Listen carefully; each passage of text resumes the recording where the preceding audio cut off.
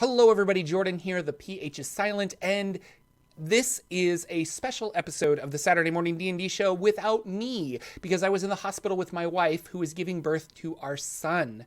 Very excited. Everybody's doing great. My wife is recovering nicely. The baby is adorable and healthy, so all things are wonderful there. And I want to have a special thank you to our good friend LBHackEmUp, who stepped in kind of last minute to be a part of the Saturday Morning D&D show. Felix is crying. Sorry about that. Thank you guys so much again, and I hope you enjoy this episode.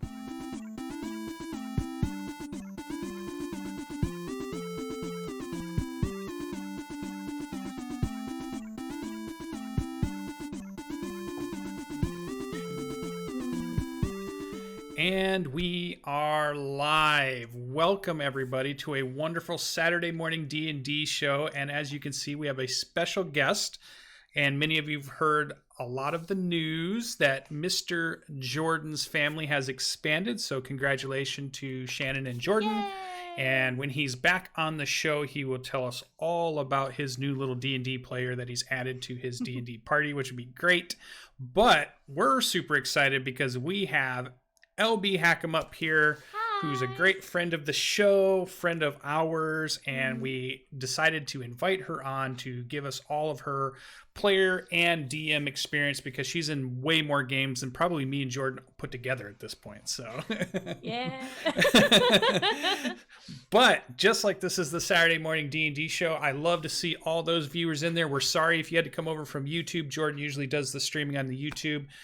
It will be posted up either later, like on Sunday or Monday. So I'll send the file over to Jordan and he'll definitely get it up. So it will be up on the YouTube channel for comments and such. But thanks for coming over to the Twitch channel. It's great. So let's dive right in. This is our show. We're going to talk about news today. So we just talked about Jordan a little bit, and that's awesome. But we also have a bunch of stuff to talk about with D&D. So just to kind of lay out what the release dates are for this week.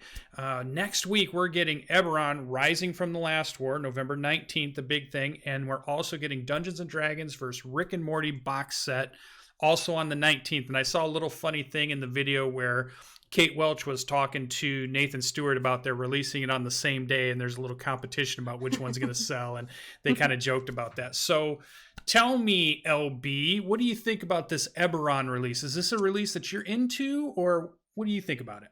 I'm excited because my friends are excited about it. Like I don't get hugely deeply into a lot of things, but I'm really excited about the new races and sub races and just being able to explore that aspect of things. And this world isn't new. This system, right? So I think it's a really exciting sort of world that you get. It's very different from like Faerun and that sort of thing. You have all of the different airships and magic usage, and I'm excited to see what it looks like and what people feel about it and stuff. I might not pick it up just because I have a lot of books already, but I'm definitely hyped to see all the new races and stuff. Yeah. So yeah, I think Jordan is the huge Eberron fan of the show, and I think I would like to play in it, but it's not a book I was thinking about I would probably run as a dungeon master. I think I would enjoy it as a player. I think I could get into it with a good group and it would be great, but it wasn't one that I was thinking about running myself. I know the way I know LB is that we have been able to play some games together, not only sitting around a table, which is super cool, but we played a bunch of online games together. And she's currently my DM on a kind of a once a month game that we're playing with a bunch of people, which is super cool. And I'm sure she'll talk about that coming up. But when you're looking at a Wizards of the Coast book that you're thinking, hey, I want to run this, what's the things that jump out to you? What is the thing that's going to grab you and say, yep, this is the one I want to run? Definitely the setting. Do I feel like I want to get immersed in this? Like Descent to Avernus and Curse of Strahd, those are very like dark and dangerous situations. I like the idea of going to this different world, but I also like the idea of staying somewhere that I know. So instead of learning a whole new world, that's a lot of work. And as I don't run modules. So running Descent to Avernus has really showed me that you really got to be on your game and got to remember a lot of stuff. So that's a huge factor for me. How much do I have to learn as opposed to I can just kind of make it up because I know enough? Yeah. So that's definitely the 2 books that are about to be out. The big ramp up for Wizards of the Coast this week has been kind of supporting the Eberron release, which is really cool. There's been a lot of streams that have been starting up. People have been running 1 and 3 shots on the Roll20 Presents and things like that. And they're just kind of getting ready for that. But that kind of ends this year, and we're starting to see just a few little hints here and there about what we're going to get in 2020, which is really cool. So other than that, we on spoilers and swag, they didn't give us any big spoiler, though they teased one. I was thinking it would be about one of the books and coming up in 2020, but what they did tease was the new D&D Sapphire Anniversary dice set by Level Up Dice. And it's a nice looking bluish with a sapphire inset dice set, which I think, if I saw was correct, $300 or something in that range. So I know you like your dice. I've seen your big dice pile before. I know you went to Gen Con, you bought dice. As the dice aficionado of the show, because normally Jordan's our dice aficionado. So for this morning's dice aficionado, what do you think of the Sapphire Anniversary dice? I think they're fine. I love Level Up Dice. I love the new sets they've just been putting out. The Obsidian stuff looks super cool. These are aluminum, and they have a sapphire laid into it. They're fine. Like, they just don't. I know they can do better, and I don't know if it was like a Wizards of the Coast. This is what I'm sure is what it was, but I kind of just looked at them and I was like, well, before I learned that it was a real sapphire and that they were $300, I was like, oh, someone just stuck a gem on there. Like, it's not like, if it was for me, if I was going to buy this set of dice, I would have liked it to be, I know weighting's an issue, but like inset, there's some sort of something holding it. It looks like a very simple text, and so I do have a lot of feelings on it. I wish it was more like, even if it was like, oh, this is a commemorative dice set, and you know, it's just you're not really supposed to use it, but there are so many, especially even Level Up dice, but like there are so many jewel dice out there. Like you can get amethyst and that sort of thing. They're for like $80 and they look way better. Yeah. So that's my opinion on it. And dice are a big thing right now too, because I just watched a Kickstarter that went up over $1.2 million for a Kickstarter to get a certain set of dice or certain types of dice. And these people really turned into boutique dice makers out there. I mean, everybody's on Instagram posting how they're making their own dice and how they're doing it, and it's really become a really cool thing. And I think really nice looking dice is fun. Everybody loves the feel of the roll, you know, and I like it. But man, some of them are starting to get expensive, and some of them are definitely getting up there. I know that Spirit of the Dice is ones that I really like. They have like animals on them. They're all swirly. They look really cool, and they roll really well for me, and I'm super like suspicious and superstitious about dice, but so I wanted to see more from it personally. Yeah, I think for a $300 price tag, I mean, I like the blue. It's a color that I would typically choose, a blue and a silver, which is right up my alley as far as colors. I would choose the type of materials. But you know, if it was a dice set that's sitting somewhere at, you know, $60, $70, I think it's more palatable. $300, you're really looking for something to stand out from all the stuff that's out there, because there's so much good stuff out there that you can buy. You can buy bone carved dice, you can buy wood dice, you can buy stone, metal, whatever type dice. And there's just so many cool things out there. So that was pretty cool. We did get to see that, so you can check that out on the spoilers and swag video if you missed that. And you can see, I think you can order it now on Amazon if you wish. Those are out. The only other thing I saw that I noticed news-wise, the Dragon Plus issue number 28, it actually was out a week ago. We probably should have talked about it on our last show, but we didn't. We skipped over it. Some of the things I saw in there, you can just go to Dragon Plus in your Google search and it'll bring it up. It actually plays better on your mobile devices, the way they formatted it. You can you know, swipe to get to the different pages, and you can scroll around and zoom in, and you can do a lot of cool things when you're looking at that. It's kind of taken over the old Dragon. I have it sitting here, like the old idea of the Dragon magazine back in the day. They've kind of all gone digital at this point. So there's some really good articles in there. If you're running a Descent into Avernus campaign, check out this issue because there's a lot of cool monster stuff they did in there. There's a lot of cool maps, and there's a lot of cool articles about that whole adventure. And they've kind of still been in that mode. I imagine the next few issues will probably be on Eberron, as they're usually, they lag behind by about a month or so on what's currently out. So so that's pretty good. Definitely check that out. One last thing that I saw that I thought I would bring up for the news section as we kind of quickly go through this is I saw a tweet from Chris Perkins who said, if you like Curse of Strahd, I think you're going to love the thing I'm currently working on in 2020. So let's start off with this, LB. Are you a Curse of Strahd fan? Have you gotten to play in that campaign? I think you have. Yes, I am actually currently playing in a Curse of Strahd campaign on Tuesday nights.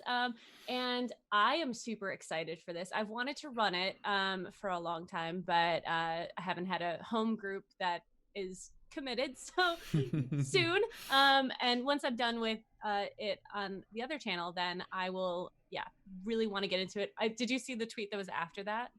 No, what was after it?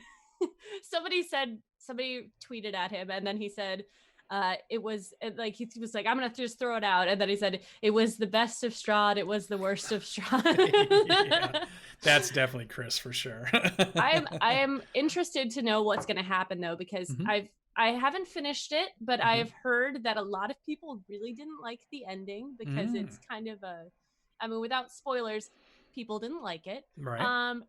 But if it's a continuation, then maybe people will get that ending that they really wanted, they really hoped for. So I hope it's something like that where, yes, people can finally go and finish and be appeased by it.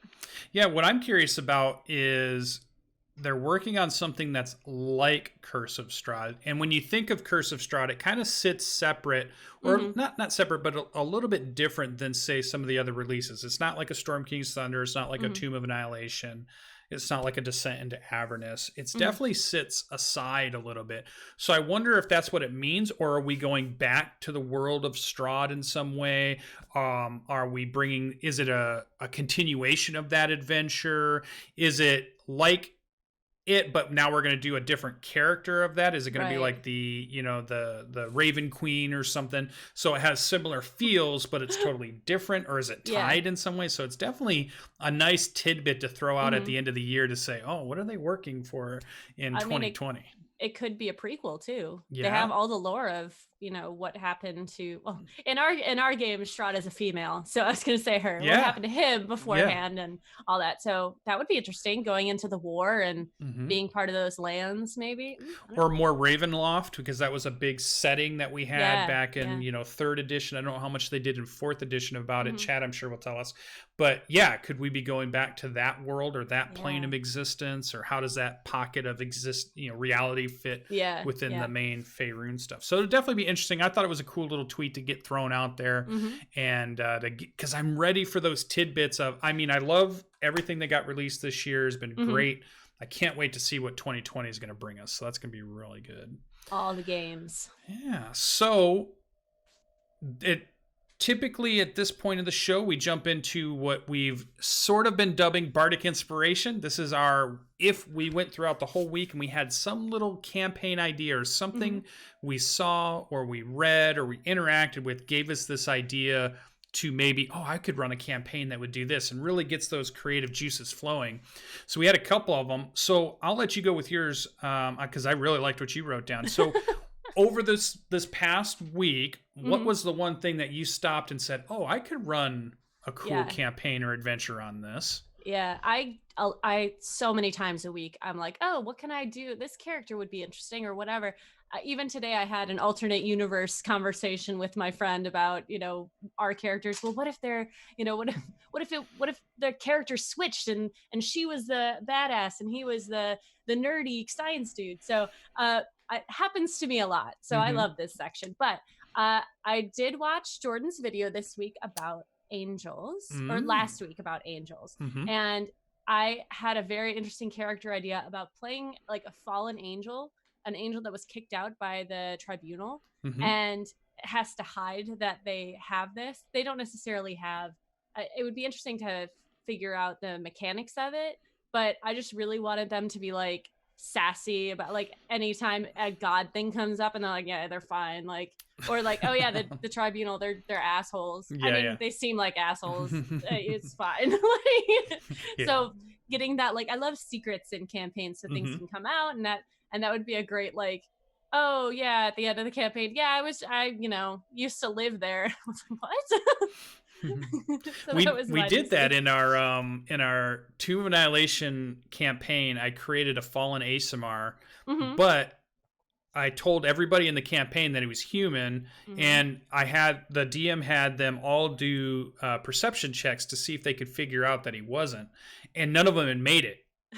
So everybody thought I was a human, and I waited because there was that one moment when I wanted the wings to come out and I wanted the big celestial opening of it, and it finally happened. There was a dire fight. It was looking bad, and I unleashed the fear and all the things, and it was such a great moment in the campaign. And there was also another Aasimar in the party that didn't know I was an Aasimar, so it was just so good. It was a really fun. So I like that idea, like you're saying, where the character has something hidden. And in the campaign when we originally played, I was trying to play a gnome who always gotten mistaken for a boy gnome only because the rough life that they lived in, they had to pretend to be the boy so that nobody knew that she was an orphan girl and would get picked on more or get targeted more or whatever. So in my mindset, just the backstory of that was, what is that like a little bit? And I just thought it was a really cool idea. So I like that idea of having that little secret, you know, that you play, whether it comes out or not, or, in the campaign, but just a fun little idea. Something for you to keep for yourself. So an angel campaign would be great. So I could see a lot of things you could do with that. So. That's pretty cool. So all of you that are out there thinking about your campaign ideas, definitely let us know in the comments, like some of the things that inspired you. Mine was, I happened to, like, I don't know how many other millions of people decided to get Disney Plus because, why not? They get all my money anyways when I watch their movies. $7 a month. Come on. $70 a year. It's, just, my fifth streaming service that I have at the moment or something. But getting past that, right, is so I watched Mandalorian, the new show that's on there, and no spoilers about the show, but I did like it. I did like the whole idea of it. I can't wait to see episode 2, which I think is out now. But it definitely inspired me to sit back and go, I wonder what a campaign would be like if you only ran it as bounty hunters. And the one thing I liked about this, just as a broad idea, was that the idea that you're running a campaign that is basically a bunch of loosely fitting one-shots with plenty of time in between for the characters just to make up whatever they were doing in between as just story narrative stuff. But then we would come together in a session and say, okay, we've got a bounty. Let's play this session out and go after this bounty. And the second thing I liked about the idea is that you could play off of, you can bring them in dead or alive, but some bounties you have to bring them in alive. So you can really make sure to challenge those parties and say, here's the restrictions for this one. Go figure out if you can do it. So I really like that idea of, I've been thinking about it all week, and I was like, I really want to run it. And every week I have this new idea of a campaign I want to run and just never have the time. So that was my cool idea. That's awesome. Yeah, no, I think it reminded me of Firefly a little bit. Yeah, that could easily be a Firefly type campaign where you just get a job to do something and something happens, shenanigans happen, but it's like one inclusive thing. It doesn't have to be we end and we pick right up right there again, like we do in a lot of our campaigns. So. Yeah, no, I like that. That's very, like, Monster of the Week is that way a lot. If your DM can, like, actually contain everything into, one monster 1 week, but that sounds like a lot of fun. And then, like, characters can have fights in between and their whole dynamic changes from week to week, or like something awkward happened and they just don't want to look at each other. Like, I'm here for it. I Definitely. like it. So since that's our Bardic inspiration, so all of you that have some ideas, or you had your own Bardic inspiration, you want to share it with the community, go ahead and put it in, whatever cool idea you thought you had for a one-shot or a campaign idea. Just one little single thread that somebody can take and just run with it and do all kinds of cool stuff. Definitely let us know in the comments or in chat too. I'm seeing a lot of people typing in chat and a lot of cool all of our fans out there putting some good, cool stuff in. So that's good. So I think maybe we should get to know our guest a little bit better here. LB, how about what kind of story do you want to tell? Do you want to tell the story of how we met and started playing games? Do you want us to talk about maybe the first game you ever played or the first time you DM'd? What do you think is interesting?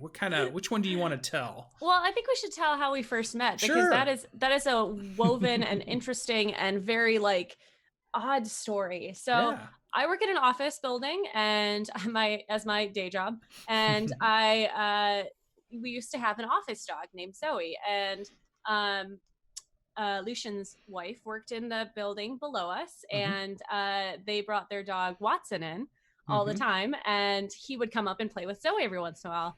And I just mentioned one time that I was a dog groomer for 10 years, and she said, well, I mean, would you mind? And I'm like, no, absolutely not. So I actually went over to Lucien's house and gave him a haircut, and not Lucien a haircut. Watson a haircut. No, you don't want me to give you a haircut. I'm not good with people. Good with dogs, not with people. So I gave Watson a haircut, and I mentioned something about D&D, and she's like, oh, my husband would just love that. He loves to play D&D. So she called him up, and we were chatting, and I mentioned if he ever needed me for a one-shot or something, and it's like, all right, cool. And then like 2 weeks later, you called me up for, what was that? What game was that? The very first one was probably Crypts of Kelemvor.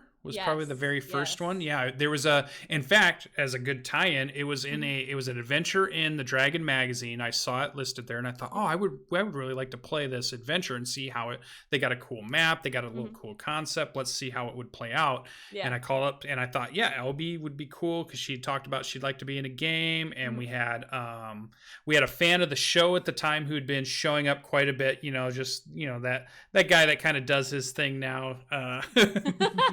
Indoor adventurer.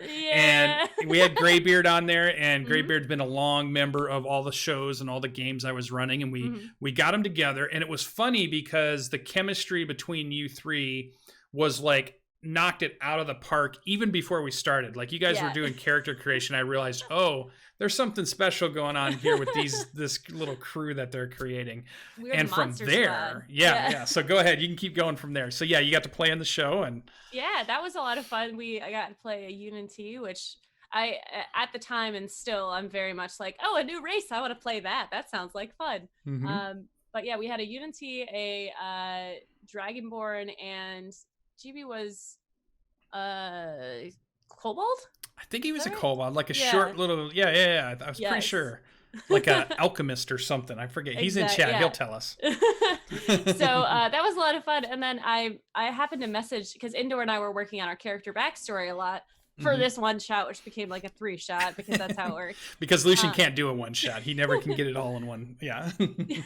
So I talked to Indoor. I was like, I'd love to, if you ever decide to run something, let me know. And he's like, well, I've been thinking about, I do this thing on YouTube, but I was thinking about running a game. And I was like, yeah, just, hook me up, let me know. And I joined that crew, and it's that everyone else there is so like woven how everyone met, because Cyber is a fan of this show as well. He's on our Monday night show, and he's on Thursday night there.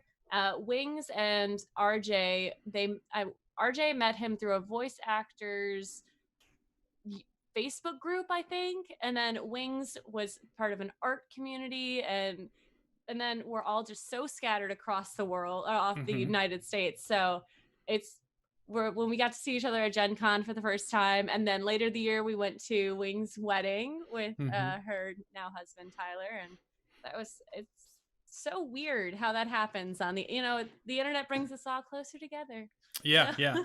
And just this idea that there was a bunch of us separate people who said, we like to role play, or we like to play Dungeons and Dragons, or we like to play these other role playing games. Hey, you guys want to play together? And you just start meeting these other people, because once you mention it, I think that, like, you had said something like, maybe it was you watched Critical Role or something, and then I knew, well, if you like that, you must like role playing. So it's like, if you ever want to play a role play. And I was just getting into dungeon mastering at that time, so that was like brand new, because I'd always been a long time player, but I'd never dungeon mastered. But those last 5 years now, I've been like, I'm just going to be the dungeon master, so I can get more groups together. I didn't And that's know that. been cool. So yeah, that's the whole emphasis of just trying to bring people together. Mm-hmm. And that's like the success story of a dungeon master, when you can bring a group of players together and they go on to do other stuff too. Like they're still playing things, they're still hanging out, they're going to weddings together, they're meeting up at Gen Con. That's all the cool stuff. So I love it. And then at Gen Con, we hung out a little bit. Yeah. We went to the creator meetup, which was out to the bar sort of thing. And then I met Jordan and I met some other people there. And then you ended up leaving and then we hung out later and Jordan was there. And then I bought Jordan Teens in Space, which he still hasn't run for me. Oh, I know. But it's so weird how everyone comes together in this community. It's so awesome too, because I really have not met, maybe I've met one person that I'm like, you know what, I don't need to hang out with that person, but everyone in general is just so nice and so interested. So. Yeah, I feel like that's the community right now is very outgoing, and you can meet a lot of cool. I mean, you can pass by somebody and you go, okay, you know, maybe I don't want to play anymore with that person, but it's so rare. It seems to me now, and it doesn't seem to be as hard as I feel like it used to be. But for those of you that are out there saying, I don't know what these two are talking about, I can't find a group to play in to save my life. I get it. I understand. I know the struggle. What helped me, because when I looked around 4 years ago and I couldn't find anybody that wanted to play any of the games, once I said I'm going to run a game and I started looking for people to play in it, that kind of got everything going, and it got me into the community. And then I started meeting more people in the Kalamazoo area, or I started meeting more people in Michigan, or I started meeting people that were at Gen Cons or conventions and stuff. And I saw them not only at Gen Con, but then I went to like PAX Unplugged and they were there at PAX Unplugged or something, you know? So you could really start to get into it if you just take that leap. So if you can't find a group to join, be the person that creates that group, be the dungeon master that starts getting things together. So it's super cool. Dungeon mastering is not as difficult as people think it is. You don't have to be the one who has like pages and pages of notes. When I run my homebrew game, which I haven't done in a while, but when I run it, it's with a lot of people who don't know. So I'm like, all right, well, I'm going to run you through a dungeon that I made like an hour ago. And then I'm going to throw a dragon at you at some point and give you the full experience. They met a mimic. They met like all these different creatures. And you don't have to go into too much detail. And there's so many modules out there that you could just like, hey, well, this says this says that. And it's just do it. Just get out there and do it. And don't be afraid of looking silly. That's a big thing for me. People who don't like go for it, just do it. Do the weird voices if you want, don't if you don't, and just have fun, because everyone's there to have fun. I like what Death Angel has said here too, is that it's very true. Once you decide you're going to DM, players start to come out of the woodworks. They're just like, what? Somebody's going to run a game? I'm in. They come from all over. I was wearing this shirt. Can we please play D&D now? With the Strangers thing. Awesome. I was on my way to LB's game last month. So last whatever Saturday we played, like 3 or 4 Saturdays ago. I stopped to get gas and snacks to bring to the game. And the counter guy said, hey, I really like your shirt. I'm always trying to find a group. And I'm like, hey, just go to my channel. If I'm running, one shots, I'll let you in the group. So it was somebody who is a random store counter clerk who's like, I like Dungeons and Dragons. Well, hey, come play. So just gotta say cool. something. Yeah. Gotta say something. But when I got to college, I really wanted to play D&D. I had that itch, and I saw someone sitting outside of my history class drawing a map. And I was like, hey, what's that for? He's like, D&D. I'm like, do you DM? And that's how I found my college group. So just got to go for it. Yep, definitely. So we know a little bit more about LB, so maybe we'll jump back into what we have done in our previous week of Dungeons & Dragons, whether it's been playing or DMing. LB has a lot of cool stuff in there, so I'm going to let her take it away, and I'll bring the show around towards the end here. But tell us a little bit about what is the typical LB week of role-playing games. Okay. So every other week I play in 5 games. Wow. And 2 of those shows are bi-weekly. So every other week I play 3. So every week I play Mondays and Tuesdays on the Indoor Adventuring channel. Indoor Adventurers, we've rebranded. And Mondays we play a homebrew game where I play Gwen. She is a halfling barbarian fighter now. And we are running through a whole world of indoors making, which is really cool, really in depth. And it's really nice because I get to play the dumb character that is all like emotion and doesn't give a crap about anyone. And I mean, doesn't care about, other people, just her friends. Her story is that she lived in a halfling society that was a lot like Hobbiton, because I'm super original.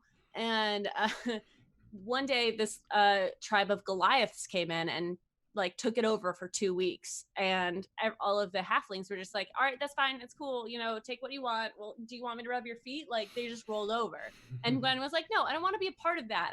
I can't deal with that. I don't want to be the one getting stepped on. I want to go step on people. So she hid away in the Goliath's bags and basically fought her way into getting a spot. And now she is, spoilers, she's the tribe leader, because all of my characters have a mind of their own. Absolutely. Because I went into the episode going, you're not going to challenge this guy, don't fight him. That doesn't make any sense.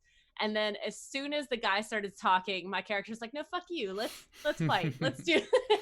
So, so last week was a very tense moment because at the end, one of the characters died, failed his saving rolls and died. I don't think he's gone forever, but Gwen does not process death with her friends because everyone's died and they're fine. So I don't know how I'm not excited to get in that mind space of, being upset. And one of the hags, we were fighting hags, one of them got away. So Gwen's probably just going to go after them. Nice. Recurring villain. So this is a 5e set. So what level-ish are you guys at about now? We are at level 8. So resurrection's possible. Bringing reincarnation stuff. Yeah. Except for it's our cleric that died. Oh, well. Hopefully their church will help them. Their temple. Yes. Oh boy, it's going to be something. I know that they have something in the woodwork, and as Gwen, I don't have to worry about it because I can do magic now, but only like I have bracers that let me thunder step and that sort of thing. So nice. So that's our Monday night. And that's a homebrew, right? That's homebrew, indoors homebrew. Cool. Okay. And it's a whole world of his making, and all the gods are different too, which is really cool. He plays because one of the characters is a Shatter Kai, and he plays the Raven Queen, and she is the spookiest mofo, like all cracked and deformed, and oh my gosh, love Raven Queen though. Oh my god, my favorite. I've dealt with her before with other campaigns, and it's like very stoic, and she's very pulled together. This one's like the creepy, like anyways, I can't talk about her. But yeah, Tuesday nights is we're playing Curse of Strahd. Okay, we're getting up there. We're by the end of the year we'll be done, but we just got to the Amber Temple, which I hear is a big deal. Again, I haven't played it before, but we have I play Silmi, who is a wizard, a half-elf wizard, and Indoor plays my brother. It's run by Danae Keener of DanaeKeener.com, and RJ's in it as well. And our Indoor and I play brother and sister, which is really interesting because he looks a lot like my brother does, and he's super tall like my brother. And he is very tall. He has sisters too, so we have this dynamic between us where we will bicker, and it's so easy for us to just like snip at each other. And I have this thing with Silmi where she's very intelligent, and she has it's a whole thing with her fiance is her familiar, which is a tiefling, who's actually a devil. So there's this whole thing, but she lost her memory, and so she doesn't remember Silmi anymore. And it's breaking Silmi's heart, but she also understands that there's so much more we have to deal with right now. Then that's something that she can always, they can always fall in love again. So, but with Indoor and I have this thing with Silmi where I pretend like I don't know something. Silmi pretends like she doesn't know something. So there was an episode where there was a bottle that Silmi opened, and then 2 people got sucked inside of it, and they had to like work out their problems with each other. and then they can come out. And this week, Silmi said like, yeah, remember we don't touch anything when we're in there. Remember when we were in that and Kefris opened that bottle and they got sucked in. And I'm pretty sure you did that. So I was like, no, that wasn't me. No, that wasn't me at all. So, and then we just start bickering. So that's Tuesday night. So of those 2 campaigns, how do you feel the dungeon mastering feel is? So what's the difference between the way Indoor kind of runs a game and I forget the name. Danae. That's right. Yeah, Danae runs the other game. They're very similar. Danae is a very relaxed DM, just in the sense that if you want to do something, she's like, oh yeah, that's really cool. Or if I want to try something like, there's werewolves in Barovia, spoiler, and I have remove curse. Well, it's really shitty for me to just go up and say, you're not a werewolf anymore. You're not a werewolf anymore. And as a player, that feels bad.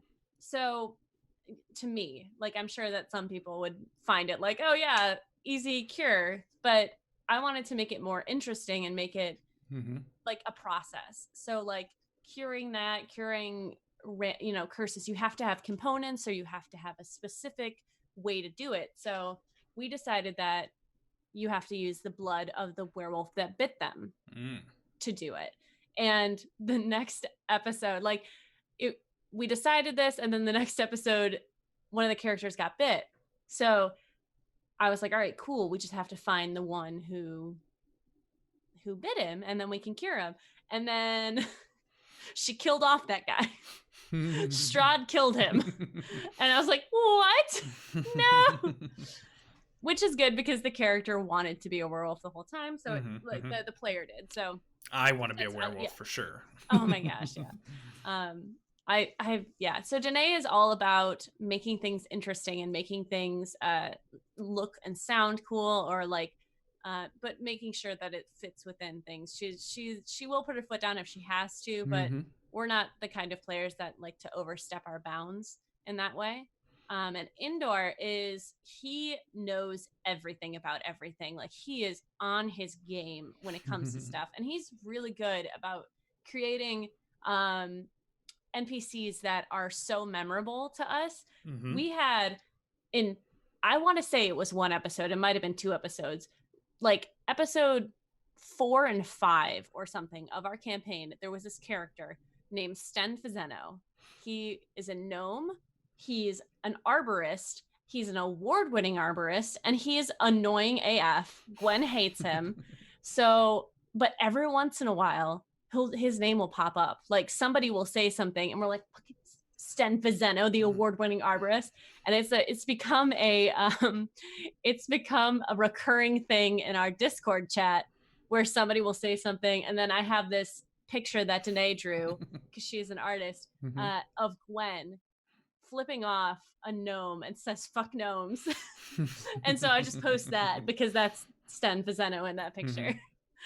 But so he's really good at NPCs. He's really good at building the story, and we do a lot of theater of the mind stuff, which is great. But sometimes it's hard to keep track of things, and he's very good if we're starting to get confused about where people are, where things going. He'll kind of stop and set the scene, and all right, we had a huge thing, I think, with red caps, where there was 3 red caps, 4 other things, and 2 other, and we just could not keep them straight. And I was like, I'm going to attack one of them. I don't care which one it is. I'm just going to attack the biggest one. So those good. Are, right. So that's your Sunday, your Monday. It's my Monday and Tuesday.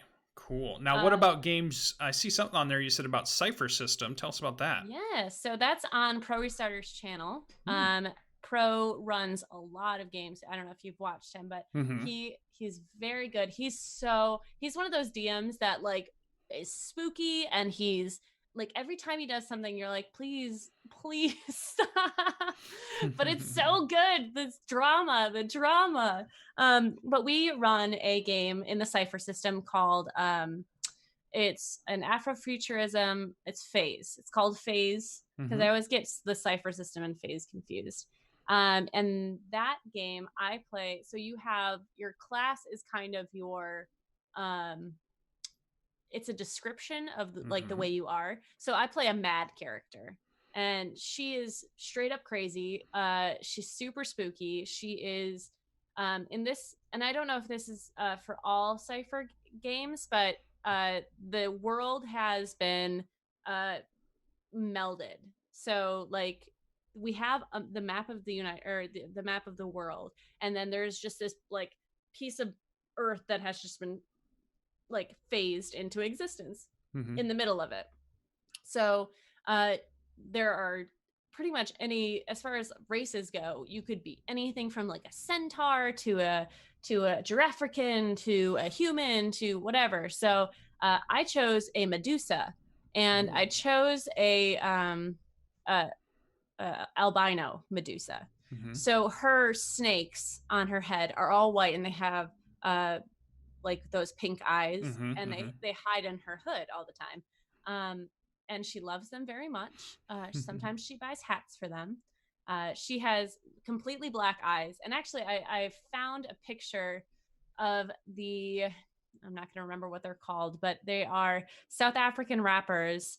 The girl is their brother and sister, and I cannot recall what their group name is, but I found a picture of her, and she's in all white and has like black sclero lenses on, and her eyelashes are even white. And I'm like, that's spooky and it's creepy, and I want it.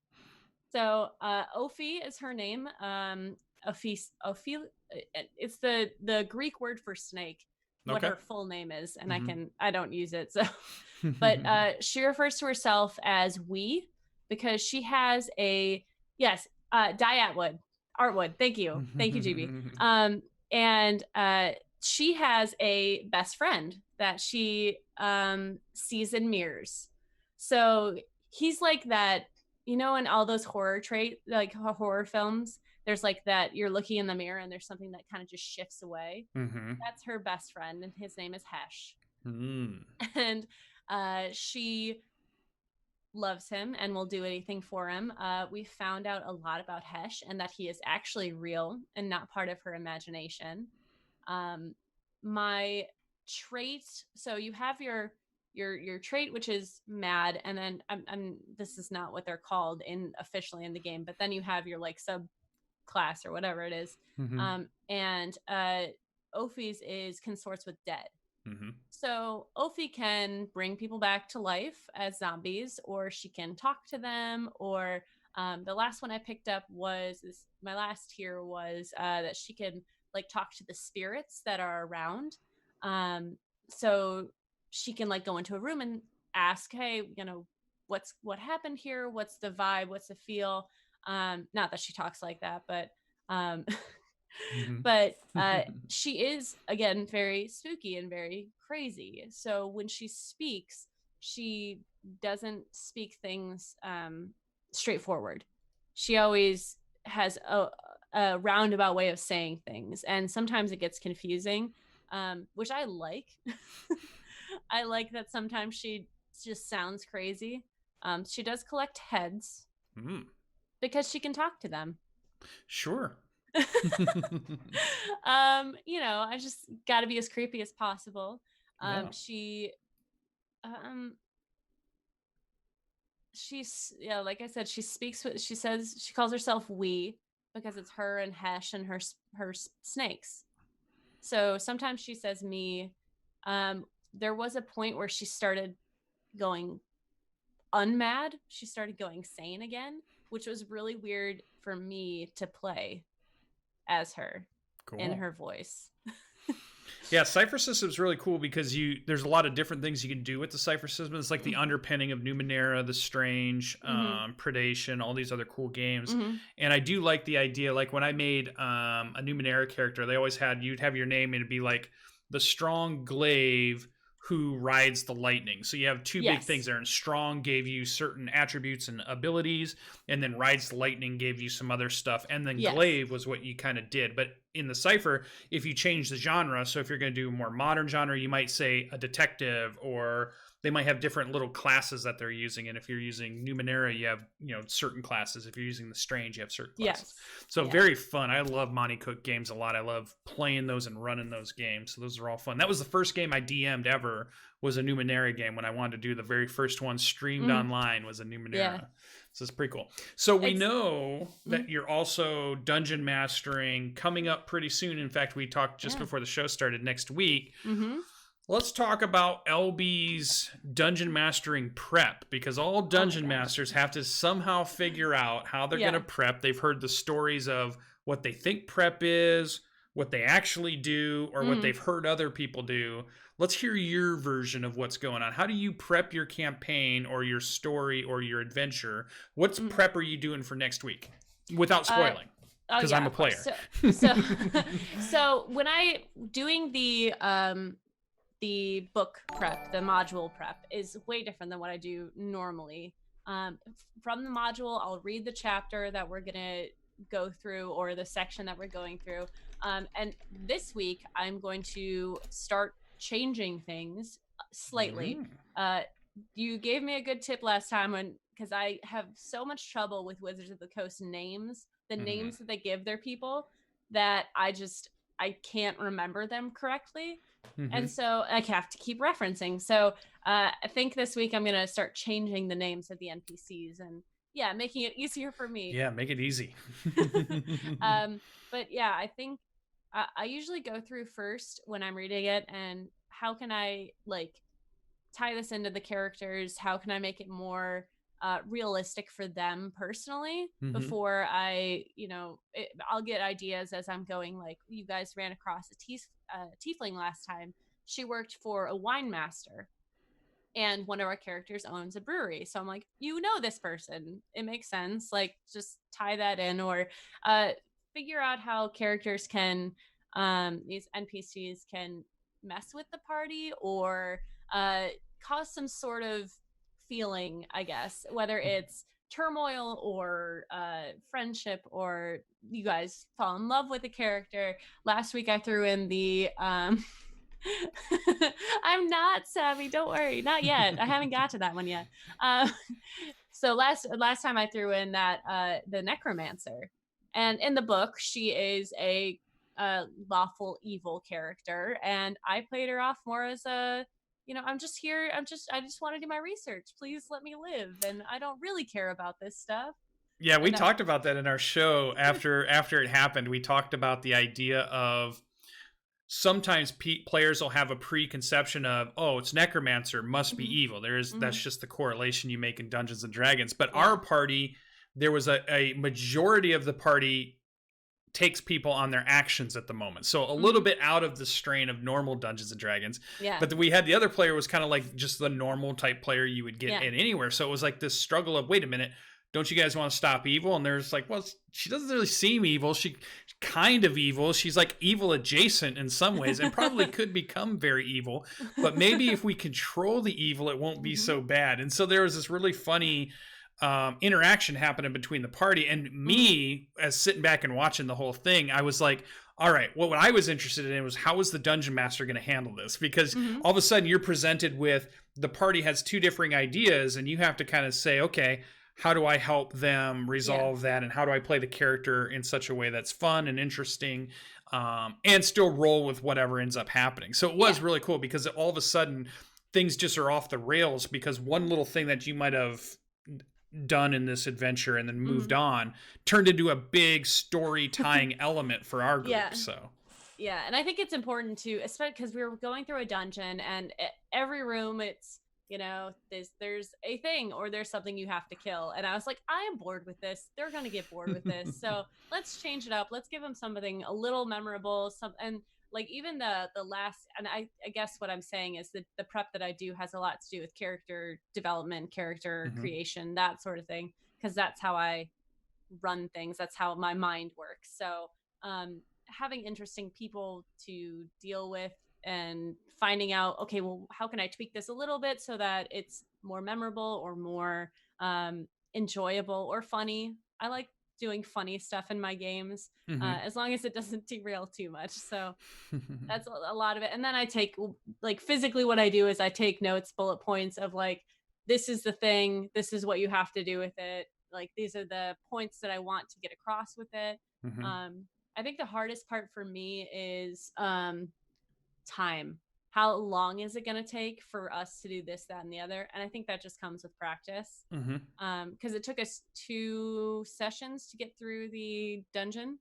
And I didn't know. So I just prepped the whole thing. Ran, those sessions were about 5 hours. Yeah, 4 or 5. So they were longer sessions. Like, I'm used to like a 3-hour session because we're such stream players at this point that everything's kind of like a 3 or maybe a 4 hour. But even if it's a 4, you might only get 3.5 in with breaks and stuff. So you're prepping for a 3.5 hour segment to try to get stuff done. Whereas the home games have ran longer. So definitely those are a bigger thing. So that's what I was wondering, is how much you're prepping ahead, or how far do you think they're going to get, or how, I have no idea. Yeah. Winging it.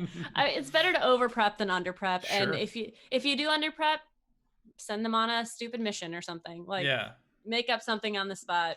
It's okay to have a short session. That too. If you go through everything you did and everybody did it in 2 hours, just be like, hey guys, that was awesome. That's what I had prepped. Yeah. Let's hang out and talk about other cool stuff, but I'll have to prep for next session. I'll try to prep a little more the next time, or we'll see what happens. And players will always be on your side when you're doing that stuff. So you don't have to worry about it too much. So that's super cool. Yeah. I think that most, at least in our groups, if there's that downtime, there's that nice moment where you can have characters talk to each other and develop that more, because like when we were running through Curse of Strahd, it was 5 days or something, and it was 20 episodes in 5 days or within that time period. And so we're all like, can we just like take a nap? Like, somebody said something about arcane recovery. I'm like, do you think I have a transmutation stone that I can't make because I don't have 8 hours to sit? Okay. Like, I don't know what this arcane recovery is you're talking about, because I don't have time for that.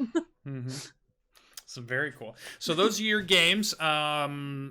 Anything else? Am I ready to talk about my games? You got more? I do have more. All right, let's keep going. That was only 3. Let's put it on there. I'll do it quick. On Fridays, I do Ghost of Saltmarsh with Berries every other week. On Damn It Berries channel, I have a Triton character who is the moral compass, and I love her. It's very difficult to. We are the moms of the group. Me and Satan is the other girl who's in it, and we're the moms, and you're doing such a good job and that sort of thing. And then I've played a couple of campaigns with Satan quite a bit, and she is very fun to play with. She has some really cool characters that she does. Yeah, GB's in that too, and Lazy Bones, and it's just a good group of people. And then every other Sunday I do double duty with Monster of the Week with Savvy, who is in chat. She is our what is it? It's not game master, story writer, so whatever it is. She runs the game on G Game Nights channel with a K. And I play a expert. I play Abby. She is 18-year-old junior in college.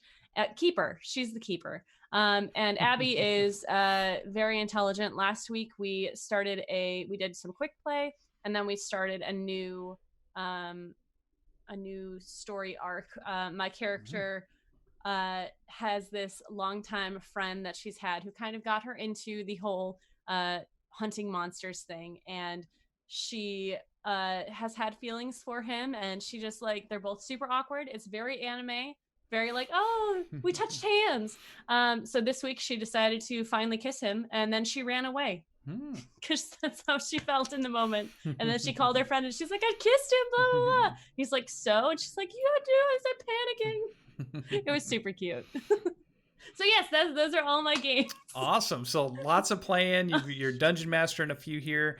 Super cool. So me, I feel I don't know, a little inadequate at the moment. Sorry. I've got like 2 things going on at the moment, but and one of them was rescheduled for this coming up week. So my Monday night is a Seeking Revenor campaign that I'm doing, which is like a big West Marches style game, and we have lots of players in it, but right now we're down to our core group, and we've got a big battle coming up. So I've a couple of people have said, well, I'm not going to be there, just go ahead and play without me. But on this session, I kind of decided I really wanted everybody there. I didn't feel like I wanted them to miss the big thing that's going to happen. So we've been putting it off for a few weeks. Hopefully this Monday, finally, we're going to get to it. It really ties into the big story of what's going on in Seeking Revenor. And it opens up the world, because I've got this big map, but they think it's big, when in reality, it's just a really small corner that goes to a much bigger map that Lucien made, because I love world building and I love thinking of all these things, and I want them to start getting out into the world. It's going to be really cool. So that's a 5e game, but I did get to play again. You guys have been hearing it, for all of you that show up to the show every week, that I love Tomb of Annihilation. I think it's the best 5e campaign that Wizards put out.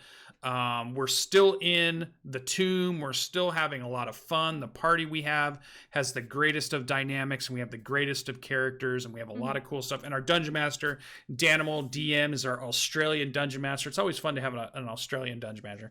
Yeah. And it's been really good. What I like about it is, though we feel like we're getting towards the end, and some of us we're already thinking about what do we want to do past this, right? We're like, we got to survive this. If we survive it, we get out of here. What is our characters going to do next? Because they're really starting to grow on us. We've taken them from basically, I think we really started at second level, maybe third level, and then babies. Yeah, just moved right up, and we're into ninth level, almost getting closer to 10th and that kind of stuff. And they really grow on you the longer you play. So I really like that. But for my prep, kind of bringing it back around to the prep. Now the one thing that you guys all do really well, and I think Indoor does it, and a lot of even Pro and like all the people I'm watching you play with, a lot of the good DMs out there that are streaming, they always do really good with their NPCs. And I know it's a weak point for me as a Dungeon Master to have that compelling NPCs. So that's always something I'm trying to work on. But my prep ends up being, I think about what our session's going to be, and I'm doing a lot of stuff on Roll20. So I'm setting up, my prep ends up being a little bit of the story points, but a lot of get the map ready, get the tokens ready, get the lighting ready. Think about how the encounters are going to go, because I play a very tactical game. I love the idea of the fights. I love the idea of the abilities that are firing off and the players getting to do those things. And so I like to dive into that. And those are, my prep always ends up, I know how long a fight can take. I know how big something should be. And I'm really struggling with what CR rating should these things be or not be. So those are the kinds of things I'm doing. Now, if it's campaign prep, West March's campaign prep has a lot to do with building tables that you roll on, so that when players go to those, you roll to see what's going to happen in them. So a lot of times I might have done prep where I'm building random tables to just deal with them moving around, or overall campaign and story building where I'm trying to figure out what's going on in this world that's interesting. Because there's got to be, I learned from kind of listening to Matt Colville and listening to Adam Coble, which are my heroes for Dungeon Masters. There's got to be conflict so that the players have something to resolve. You know, that's the whole point of the thing. And I want a world that reacts to what they've done. And I want it to be consequences for actions in such a way that there's no right answer. You either do this or this, and the world reacts to one of those. And both are good choices, but you can only do one. You can only be in one place at one time. So I'd like to try to do that. Or I like to try to flip stereotypes on their head, as far as like, you meet an orc tribe, and the first thing that a player might do to Dungeons and Dragons games is think, oh, orcs, we're gonna have to fight orcs. But I like this idea that maybe you don't fight the orcs. Maybe they're a good tribe and they're good people. But it's these other things. The elves are maybe the more evil group. Or in fact, in my campaign, the evil person's a druid. You know, who thinks the druid's evil? Well, this druid is very evil. He doesn't like anybody. So it's just, I like to flip those things around. Darklings were good people in my campaign, and we were trying to do a little bit of a flip there. So just, and present to them conundrums that they have to figure out, how does my character react to these things. Then trying to bring in backstory. That's the one hard part that I love to do it, when you can get a good backstory thread into your campaign session. One little tidbit, like your long lost brother shows up, or that recurring villain that you guys had totally forgot about from session 1 is already back on session number 22. And how did that happen? And what is going on? Those type of moments are the best, but they are hard to do, because if you have 4, 5, or 6 characters, like on our Sunday game with you, We've got a lot of characters. So how are you going to be able to tie in little tidbits of everybody's background when there's so many players and it takes so much time? So that's a big thing to try to do. But if you could pull it off, dungeon masters and game masters out there, it really becomes memorable for your players. So that's kind of what I'm doing. I prep basically for the session. Now my prep is probably right now about 2 hours, mostly because I'm making maps and tokens and doing lighting. Yeah. What about you? For how much time have you spent to prep for next Saturday's game? I usually try to break it up because I want to make sure that I can go back and remember it. And I'm trying to reference the book less now that we're not in a dungeon. I don't need to read what happens in every room, and because I didn't build it. So I've gone back a couple times, and I think when I sit down and like write it out, it'll probably be like an hour or so. Okay. So you spend about an hour. Yeah. That's not bad. No, that's not bad. Yeah. All right, cool. Well, that brings us right to the end of our show. And just like Jordan always tells me, we can't go too long. He likes to end it right on the dot. So 1 o'clock on. I want to say thank you to everybody who has showed up and came over from the YouTube channel, all the fans of LB that showed up to watch us do a show. I want to say thank you to LB for being here and sharing her dungeon mastering experience and her player experience with us. And she'll be on a lot of our shows. You'll see her on my channel. You'll see her on Indoors channel, your Pros channel. Just all the people. We all play and work together, so it's great. Jordan's channel, we've got some good stuff coming up in 2020 where I'm sure we're going to see some things, because Jordan's been talking about running us through a game. I think he was talking about running us through either a DCC game, or he was talking about running us through the Teens from Space game or something like that. I know we'll have GB and RB, all the bees. All the bees get to come on the show and have a great time. So that's what we have for today. Thank you for showing up once again, and we will see you next week on the Saturday morning D&D show. Thanks. Bye.